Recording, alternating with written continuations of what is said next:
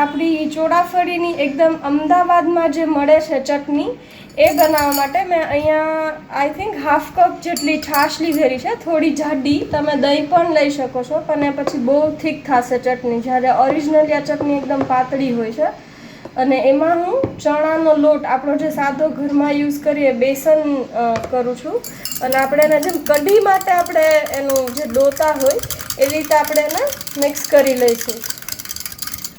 So friends, અહીંયા એકદમ મસ્ત રીતે મેં ડોઈ લીધું છે. અને હવે આપણે જોઈએ કે એને વઘારવાની કેવી રીતે છે. સો ફ્રેન્ડ્સ, આપણી જે ચોળાફળીની ચટણી છે એ બનાવવા માટે આપણે એક પેસ્ટ રેડી કરવાની છે. તો એના માટે મેં અહીંયા તમે જોઈ શકો છો ફુદીનો લીધેલો છે અને મેં ઠંડા પાણીમાં રાખેલો છે. અને કોથમીર છે અને આપણી તીખાશ પ્રમાણે મેં અહીંયા મરચાં લીધેલા છે. તો આપણે એની એકદમ સાદી ખાલી ગ્રાઇન્ડ કરીને પેસ્ટ બનાવી લેશું. તો ફુદીનો નાખ્યો અહીંયા મેં ફ્રેન્ડ્સ ધોઈને એકદમ મસ્ત. પછી એકદમ મસ્ત ગ્રીન કોથમીર જાજી બધી. તમે કોથમીરમાં કંજુસાઈ ન કરતા તો જેનો ટેસ્ટ મસ્ત આવશે. અને એક વસ્તુનું ધ્યાન રાખજો કે ફુદીનો ઓવર ન થઈ જાય, નહીંતર ચટણીનો ટેસ્ટ આપણો કડછો આવશે. અને હું અહીંયા 4 થી 5 તીખા મરચાં લઈ લઉં છું. બસ હવે આપણે આને એકદમ સાદી જ ગ્રાઇન્ડ કરી લેવાની છે પેસ્ટ કરવા માટે. લાસ્ટમાં આપણે મીઠું એડ કરી દઈએ, તમારા ટેસ્ટ અકોર્ડિંગ તમે એડ કરી શકો છો. અને બસ આને આપણે ગ્રાઇન્ડ કરી લઈશું.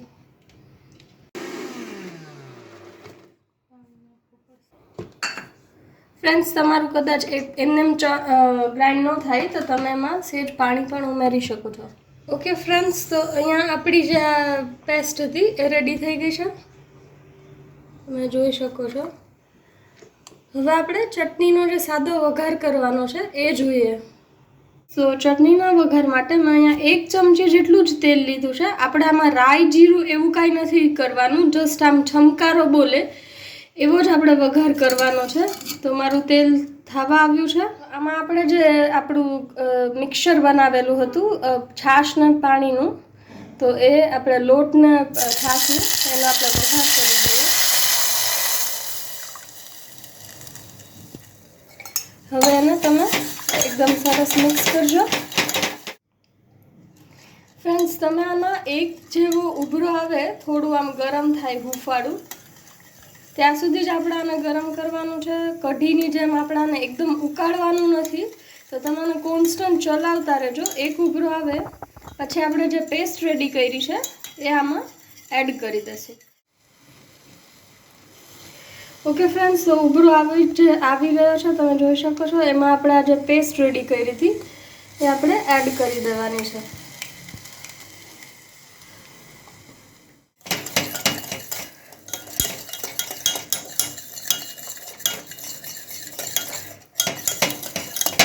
ઓકે, આપણે આને એકદમ સરસ મિક્સ કરી લઈએ. અને હજી એક વખત આપણે મસ્ત ગરમ થઈ જાય, ઉભરો આવી જાય પછી આપણે આને બંધ કરી દઈશું. Fine friends, you can see કે હવે એકદમ સરસ ઉકળી ગઈ છે. અને તમે જો આ ચટણી બારે ખાધી હશે તો તમને ખબર હશે કે આની કન્સિસ્ટન્સી એકદમ જાડી આપણે જે જનરલી ચટણી બનાવતા હોય એવી નથી હોતી, પાતળી જ હોય છે. છતાંય તમે તમારી ચોઈસ મુજબ કદાચ થોડી જાડી રાખવી હોય તો રાખી શકો છો. તો હવે હું આને બંધ કરી દઉં છું અને ઠંડી પડે પછી આપણે એને સર્વ કરીએ. ફાઇન ફ્રેન્ડ્સ, તો અહીંયા આપણી જે ચટણી હતી એને મેં બીજા એક કાચના બાઉલમાં કાઢી લીધેલી છે અને ઠંડી પડવા દઈશું. અને એકચ્યુઅલી આ ચટણી જે છે એ એકદમ ઠંડી સર્વ કરવામાં આવે છે. તો તમે આ ઠરી જાય, રૂમ ટેમ્પરેચર પર આવી જાય પછી તમે એને ફ્રીઝમાં મૂકી અને ફ્રીઝ કોલ્ડ કરીને જો સર્વ કરશો તો બહુ જ એને ખાવાની મજા આવશે. યસ ફ્રેન્ડ્સ, સો આપણી ચોળાફળીની ચટણી અહીંયા મસ્ત એકદમ ઘરની બનાવેલી ચોળાફળી સાથે જ રેડી છે. અમે શોર્ટ ટાઈમમાં ચોળાફળીની રેસીપી પણ લાવીશું. પણ જો તમે ચોળાફળી ઘણી વખત આપણે બહારથી લઈ આવીને તળતા હોઈએ છીએ, પણ ચટણી જો તમે આ બનાવશો તો એની મજા કંઈક ઓર જ થઈ જશે. એટલે આઈ રિકમેન્ડ યુ ઓલ કે તમે એક વખત આ ચટણી ખાસ બનાવીને ટ્રાય કરજો. અને તમે બહારથી ઘણી વખત ચટણી એવું લેતા હોય તો એમાં સાઇટ્રિક એસિડ હોય છે જે આપણા હેલ્થ માટે બહુ ખરાબ હોય છે. અને આમાં તમે જોયું કે બહુ બધું ઓર્ગેનિક છે અને આ ક્વિક બની જાય છે. તો ખાસ ફ્રેન્ડ્સ, તમે આ ચટણી બનાવો, તમારા ફ્રેન્ડ્સ, ફેમિલી, ગેસ્ટ જે આવ્યા હોય એને પણ જમાડો. અને અમારી ચેનલને લાઇક, શેર અને સબસ્ક્રાઈબ કરવાનું ન ભૂલતા. Thank you so much.